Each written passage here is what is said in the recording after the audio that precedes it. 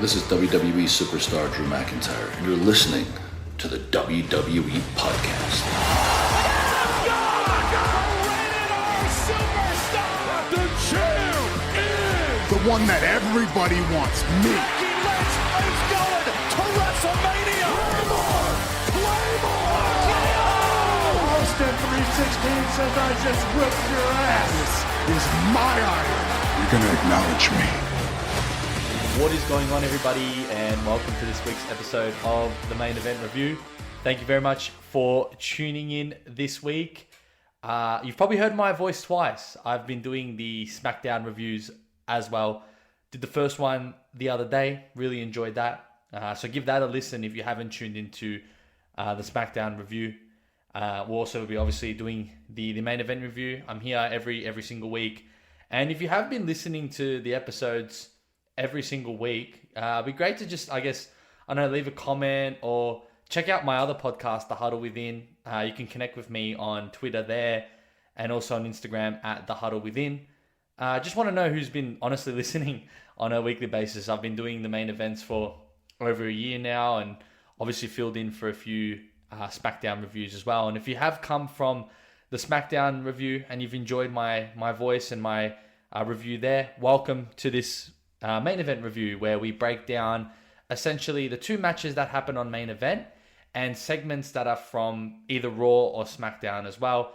Reason being is because the main event episode that is posted on YouTube does have the snippets of Raw, of SmackDown as well, and the two main event matches, which always happen either before last week's Raw that gets posted a week later, or the SmackDown before. Sometimes it really depends if they do international PLEs as well. But I guess it's a good opportunity to talk about Raw as well and SmackDown main card, because I feel as though that if we were to only talk about two main event matches, we'd be here for maybe 5 minutes, given that there's not too much. But it's always good to see the stars that are working on, I guess, the main card, but not necessarily translating onto Raw and SmackDown, and seeing where they sort of position these stars as well. And you get occasional NXT superstars that come on and perform on main event too. So those are good to also break down.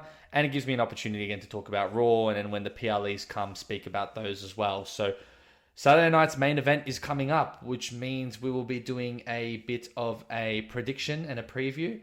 Just a small one. All the matches haven't been confirmed. We know that Sol Ruka is taking on Bayley. We know that Cody Rhodes is taking on Obafemi. And we definitely know that John Cena will be performing his last ever match against Gunther, who was the choice. I gave my opinion on SmackDown. I do think the right decision ultimately was Gunther, considering all the talent that we have. And if we don't get too hyped with potentials of like Chris Jericho and Edge, I think Gunther was the right decision.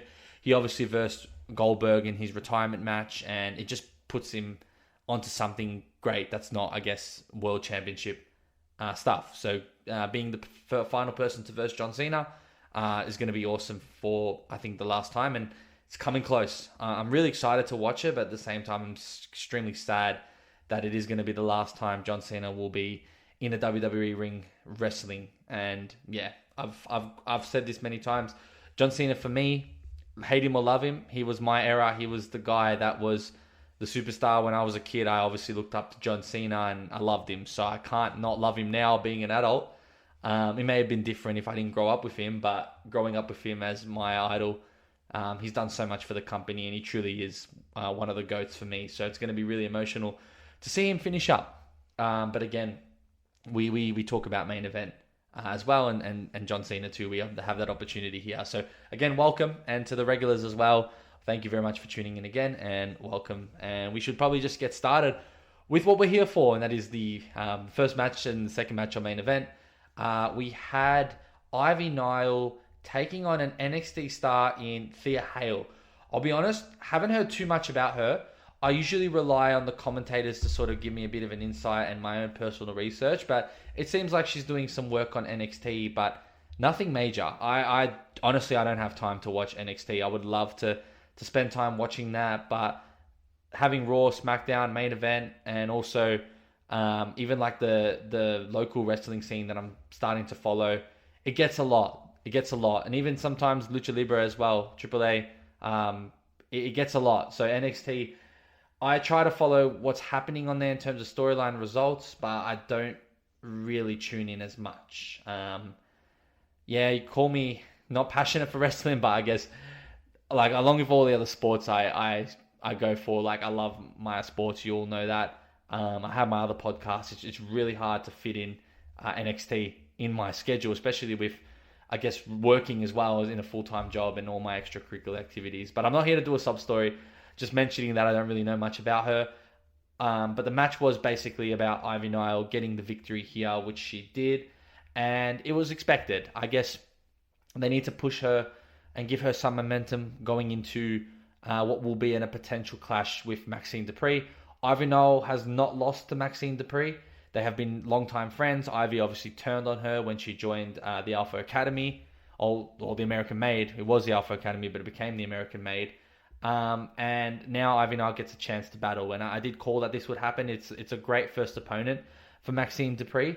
I do expect Dupree to win, but I do like this, and it gives opportunity for the mid-card superstars to battle. And that's what we want, because before this, Ivy Nile wasn't really doing much. And yeah, again, going back to why we talk about main event, we get to talk about people like Ivy Nile who are in those conversations for intercontinental titles. And that's what's going to be happening with her.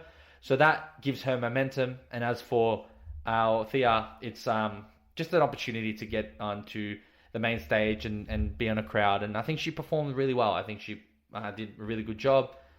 There wasn't really too much to observe from it, because obviously we don't know the promo work and everything. But from what I saw, she seemed like she did a really good job. So maybe we'll see her again on main event in the foreseeable future. But yeah, that pretty much wraps up that match. We then move on to Raw. Lots of promos in this main event, the segments we're covering. We had Rhea Ripley and Io Sky making their entrance to the ring. Rhea obviously welcoming the fans to Monday Night. Rio said that their bodies are a little banged up, but they won the war. Ripley also mentioned it took a while for them to be on the same page, but at War Games they came out victorious. Ripley also said that the Kabuki Warriors wanted to betray her best friend, so she doesn't care how banged up they are, how broken her nose is, they do want revenge. So going back to obviously their feud, which sort of was the precipice for War Games anyway. Rhea Ripley said that it starts by taking the women's tag team titles from the Kabuki Warriors. And then Io Sky just shouted that no one is ready for Rio, obviously taking the line from Asuka that she normally does. And that's where Charlotte Flair and Alexa Bliss make their way onto the stage, interrupting this. Basically saying that Bliss overheard them wanting a shot at the tag team titles. But Flair said to pump the brakes about the titles because they are the ones that are first in line. Yeah. And then Rhea Ripley basically says that Flair doesn't step for anyone. But Bliss then suggested a match for the two teams, basically trying to hype up who the number one contender is going for the title as well. And that's what pretty much set this up. So I like it. I like that we obviously have War Games, but War Games is sort of leading to something as well. Not just them having the War Games matchup and then just all of them dispersing. We obviously know what happened on SmackDown as well with Lash Legend and Nia Jax getting involved in there too. So, like I said, the women's tag team division is back. It's great to see them feuding. It's great to see that just because, they're in a War Games match doesn't mean we forget about it and we move on to they move on to their own single stuff. So, it was great to see. I like it, and obviously it sets up the main event for Monday Night Raw, and that was Charlotte Flair and Alexa Bliss taking on Rhea Ripley, which we'll get to a bit later. We then had the Judgment Day coming out. Dom Mysterio making his way to the ring with Finn Balor, JD, Raquel, and Roxanne. Dom said that he beat the greatest of all time, and he beat the GOAT, which makes him the greatest Mysterio, the greatest luchador. Dom also admitted he didn't do it alone. He thanked Finn, JD, Raquel, and Roxanne, and then introduced Liv Morgan, who he thanked the most. She made her entrance to the ring, first time back on Raw since she returned at Survivor Series and with that gruesome injury. Liv shouted that she's back. She said that she knows no one saw her coming. That's true. Neither did John Cena. Nice line. Dom also said that they knew Cena would figure out the Judgment Day's plan, but once that failed, that played right up to their sleeves, bringing in Liv Morgan. She also mentions that since she's been gone, she's been hearing things about the Judgment Day. She's heard that the Judgment Day is weak, it's falling apart. But she said all of that changes because Liv Morgan is back, and they're back to take everything that's theirs. So, yeah, like Liv Morgan coming back has taken the 9th life. So they got one more life, I guess, the Judgment Day to roll out. They've been going on for a few years now, and they've been so stale, and they've been on and off. And now with Liv Morgan coming back, it brings back the excitement for the Judgment Day. It brings them back to the heights until things eventually, inevitably, will fall apart here. There have been some conversations about, and we'll get to it later, how much better Liv Morgan would be with having an all-women's faction with Raquel and Roxanne. I do like the idea of that, but I also like the idea of how Dom's involved, and JD and Finn, and the fact that Finn and Liv have had some history and some beef. So it'll be good to sort of reenact that and see what will happen there. We are waiting for the Judgment Day to inevitably implode, but right now I can deal with maybe one more sort of small run with the Judgment Day, especially with Liv Morgan coming back. And it's certainly not the last time we hear from Liv Morgan as well, because, yeah, she did a lot of work on Raw, and she was definitely the MVP. Going after Stephanie Vaquera as well, backstage, and basically saying that, congratulations, but she's back. So she's obviously going to be going for the women's title, and that's something that is awesome. Like Liv just pulling the strings, coming back and just making an impact, and that's what a star does, and it's great to see her back, and she's really putting the life back into Judgment Day, let's be honest. We then had another promo segment where we had the Vision come out with Paul Heyman. He shouted out Brock Lesnar and Drew McIntyre, but he also shouted out Logan Paul, he shouted out Bron Breakker, and he shouted out CM Punk. This is where essentially Paul Heyman announced that on the first Raw of 2026, which was the Netflix anniversary, CM Punk will lose the world title to Bron Breakker, essentially setting up the match between Bron Breakker and CM Punk, which was the right call. Obviously, we know that Bron Breakker pinned CM Punk, so we were expecting this match, and quite frankly, CM Punk hasn't had an opponent since he's won the title. So essentially, yeah, that sets up a match between those two. And it gave the stage for, to me personally, and there was a bit of mistakes in it, let's be honest, the promo that, for me, solidified that Bron Breakker is truly the future. Like, that's what I took out from it. We'll go into what he said, but I just want to react to it first because, like, unbelievable promo. And just, that's what you want your stars to do. Get exposed, get into their uncomfortable zones, and pull out a promo like that was fantastic. And it just showed to me that, yeah, this guy means business and he really is the future. So a little about what he said. He said he was upset, and not because of the mystery man who ruined the opponent. So it looks as though there is some uncertainty when it comes to this mystery man. Is it someone that is helping the Vision? Is it a ploy from them, a bit of mind games? Or is it truly just a random person? We'll find out as the weeks go by. I'm hoping to find out soon because I don't really want this one to drag on. I'm really keen to know. I'm also impatient for it as well. But he said he was upset of how easy it was to beat CM Punk. He said he thought it'd be harder to beat Punk since he grew up idolizing him. But he realized that Punk is nothing but a soft-ass B-word. Awesome. Bron Breakker said that Punk is no different from any other veteran holding everyone down. He trashed Seth Rollins, saying he should worry about what's going on in his home because his wife is a bigger star than him. He is, yeah, again, questionable, but still I like the sort of train he's going on there. He said that on January 5th, it's going to be a different kind of fight because on Saturday, they tried to break his neck and ruin his dream. That is true. That was quite dangerous. I really thought that really was going to happen. And he said that he's going to ruin Punk's life. He's going to come for his career and everything, and every good memory that people remember. He also said he's coming for it all. He said he remembered at WrestleMania last year when Punk congratulated Bron for the success. He was fired up, started getting crashing out, which is funny. I love when he does that. But then he ended with basically saying that Punk isn't going to realize he isn't even close to the best in the world. And he was shouting at the end that he was, basically. And yeah, that was an excellent promo. You could see the passion. You could see just truly how big that moment was for him. And I think it really is a little bit of a game breaker for me. That's how I took it, if I'm honest, there. But yeah, Bron Breakker, big shout outs to him.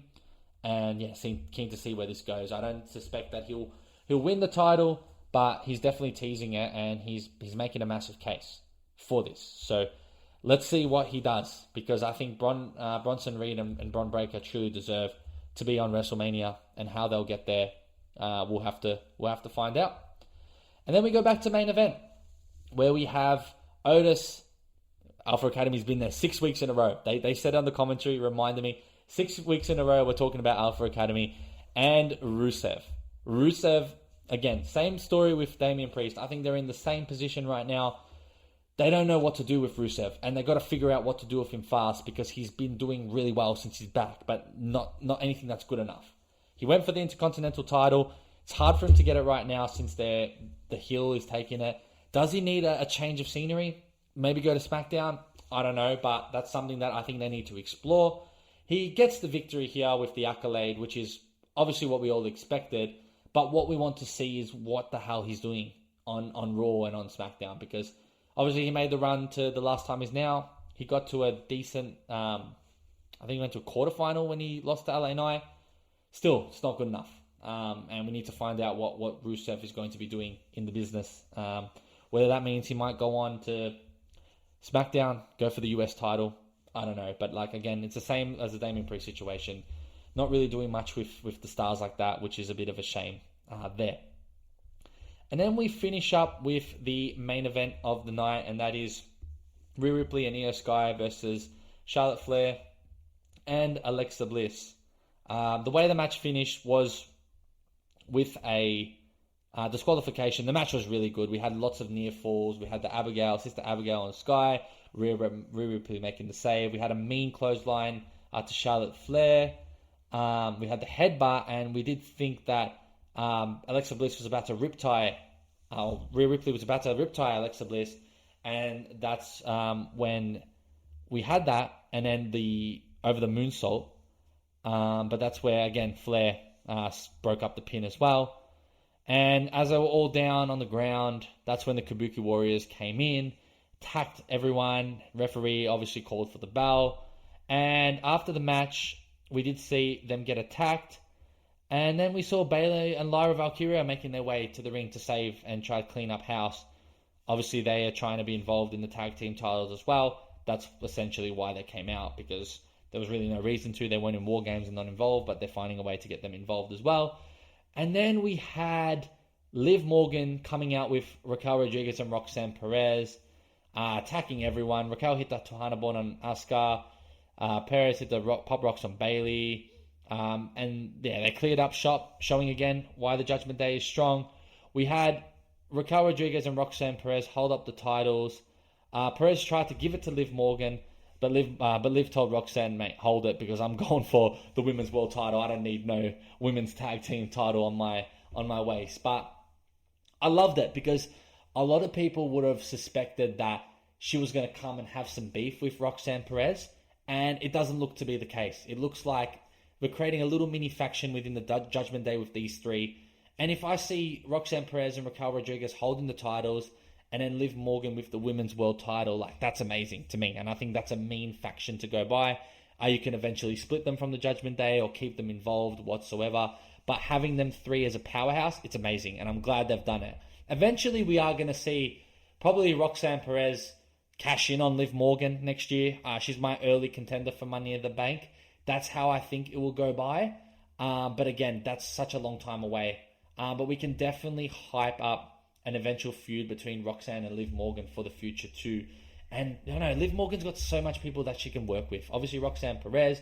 You've got Stephanie Vaquer that's coming up. But the one that I'd be so keen for seeing is her and AJ Lee going at it, especially on the mic. Just seeing the promos, and I think we're calling for that eventually. And that's how good Liv Morgan is. And we need a star like her in there. She's amazing. She's just doing an incredible job. And that's pretty much how Raw and main event wraps up.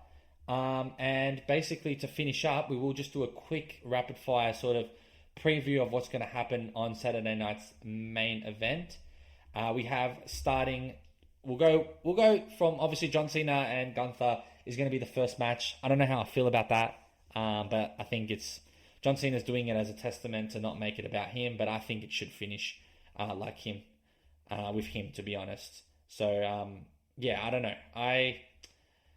it's a good gesture, but again, it's John Cena. Like, please do the main event. Give us like a 30-minute show and close out, walk out the ring. Like, it'll be weird. Like, it'll be weird just seeing the first match done and then just like we get that high and that emotional feeling of John Cena being done, and then the show just goes on with some random filler matches, which that's the truth unless they add some more on Raw and on SmackDown. But again, Cody Rhodes over Femi. I do expect Cody Rhodes to win this one.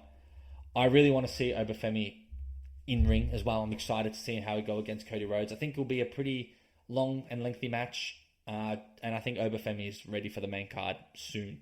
And I hope that once he drops the title, he gets there, because I think it's time to see Obafemi in WWE or in Raw and SmackDown. And then we have Sol Ruka taking on Bayley. I think Sol Ruka will get the victory here. I suspect that Bayley will do a good job, but I feel like she's going to put Sol Ruka over. She's incredible as well. Sol Ruka's been doing a really good job and really good stuff on NXT as well. She obviously teams up with Zarya as well, former Aussie or fellow Aussie. But yeah, I expect Sol Ruka to win. I don't really have a real rationale behind it. I just think Bayley's just someone that would put her over in this case. And then we got John Cena taking on Gunther, and I think Gunther's going to win. And it'll be interesting to see how they do it. Will they make John Cena tap out for the first time? The last time he lost in a submission match was when I'm pretty sure he versed Rusev and he done him with the accolade and just passed out but didn't tap out. Maybe they'll do that with John Cena in a sleeper or using that move. We'll have to wait and see, but I think Gunther wins it. And we'll get a nice farewell of John Cena, and yeah, we'll send him off in the stars. Again, it's going to be really emotional for that when that happens, but yeah, it's part of the business. Not everyone can wrestle forever, and I'm glad John Cena is calling the quits when he feels and when he wants, and that's respectful in itself. Hopefully we do see him around, but I doubt it will be often, but when it will be, it'll be awesome. Just even if we just see the entrance itself is iconic, and at least we can get a cheer and a pop to it. But yeah, that pretty much wraps up the main event review. Thank you very much for tuning in again. I'll be back with a SmackDown review this week. 2 more. I think Saturday night Australian time I'll record, so that'll mean that around Sunday morning you should expect that one, and then the usual time for the main event. But like I said at the start, if you have been listening on a constant basis, be sure to follow me on The Huddle Within. That's TheHuddleWithin I'm on all socials. I'm on YouTube as well. You can check my podcast, but you can also follow me as well if you would like to connect and chat all things WWE and wrestling as well. And yeah, I hope you've been enjoying the SmackDown review too. If you are a familiar listener, and for those that have joined from SmackDown and have come on to main event, I really hope you enjoyed this episode too. And again, welcome. I'm here every week. So even when SmackDown's finished, you can hear my Australian accent on this episode. So again, thank you very much for tuning in, and I'll catch you guys next week. Cheers. Thanks for listening to the WWE Podcast. Don't forget to subscribe on your favorite podcast app so you don't miss a show, or head to WWEpodcast.com. And for all of these shows ad-free, head over to patreon.com/WWE Podcast. Until then, we'll see you next time.